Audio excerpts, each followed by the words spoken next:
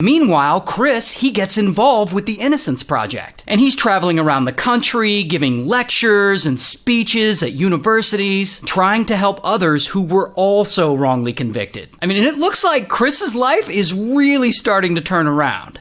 Until about 3 years pass after he wins his lawsuit. And it's Halloween, and Chris and some of his buddies, they decide to take a trip to Las Vegas. I mean, he has millions of dollars to spend, so why not? So they're all in Las Vegas in a group having a Halloween party in this hotel room. And allegedly, Chris offers to share some of his drugs with this young woman there. Apparently she was already doing drugs, he just offered her some more. That young woman happens to be the stepdaughter of another man at the party. This guy, Rodimer. So Rodimer finds out that Chris offered his stepdaughter drugs, and he gets pissed, and he is not about to let this slide. Here's the thing about Rodimer. He's an interesting guy. He actually used to be a pro wrestler. He's also an aspiring politician. He ran for Nevada State Congress and lost twice. Then he ran for the House of Representatives in Texas, and he actually got endorsed by a very well-known Bible salesman. Dan Rodimer. But regardless, Rodimer still lost his election. Anyway, at the party, Rodimer finds out that Chris offered his stepdaughter drugs, and he gets really pissed off. Now, some of this next part is alleged,